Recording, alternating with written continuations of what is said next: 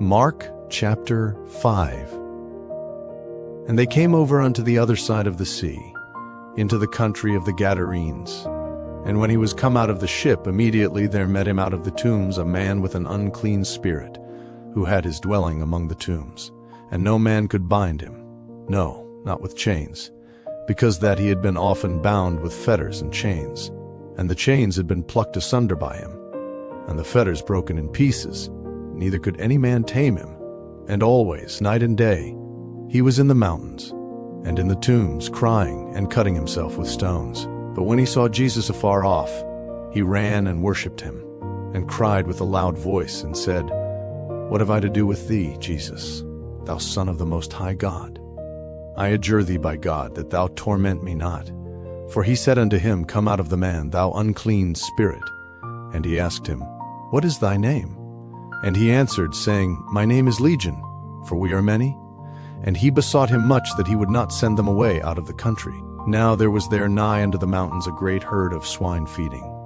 And all the devils besought him, saying, Send us into the swine, that we may enter into them. And forthwith Jesus gave them leave.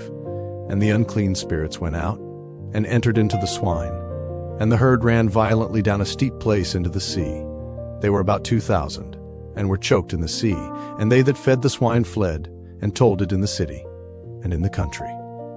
And they went out to see what it was that was done.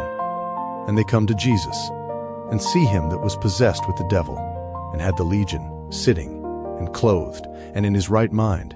And they were afraid. And they that saw it told them how it befell to him that was possessed with the devil, and also concerning the swine. And they began to pray him to depart out of their coasts.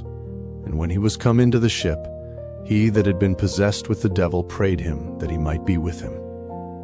Howbeit Jesus suffered him not, but saith unto him, Go home to thy friends, and tell them how great things the Lord hath done for thee, and hath had compassion on thee. And he departed, and began to publish in Decapolis how great things Jesus had done for him. And all men did marvel. And when Jesus was passed over again by ship unto the other side, much people gathered unto him, and he was nigh unto the sea. And behold, there cometh one of the rulers of the synagogue, Jairus by name. And when he saw him, he fell at his feet, and besought him greatly, saying, My little daughter lieth at the point of death. I pray thee, come and lay thy hands on her, that she may be healed, and she shall live. And Jesus went with him, and much people followed him, and thronged him. And a certain woman, which had an issue of blood 12 years, and had suffered many things of many physicians, and had spent all that she had, and was nothing bettered, but rather grew worse, when she had heard of Jesus, came in the press behind, and touched his garment.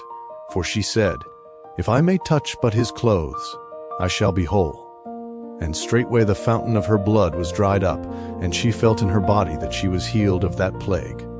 And Jesus, immediately knowing in himself that virtue had gone out of him, turned him about in the press, and said, Who touched my clothes? And his disciples said unto him, Thou seest the multitude thronging thee, and sayest thou, Who touched me? And he looked round about to see her that had done this thing.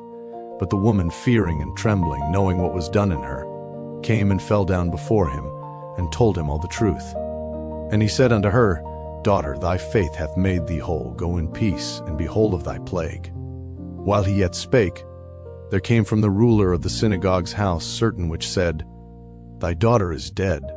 Why troublest thou the master any further? As soon as Jesus heard the word that was spoken, he saith unto the ruler of the synagogue, Be not afraid, only believe. And he suffered no man to follow him, save Peter, and James, and John the brother of James. And he cometh to the house of the ruler of the synagogue, and seeth the tumult, and them that wept and wailed greatly. And when he was come in, he saith unto them, Why make ye this ado, and weep? The damsel is not dead, but sleepeth. And they laughed him to scorn.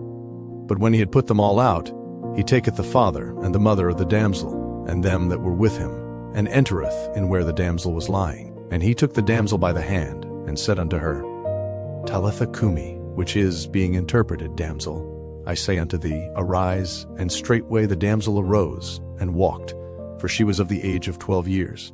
and they were astonished with a great astonishment.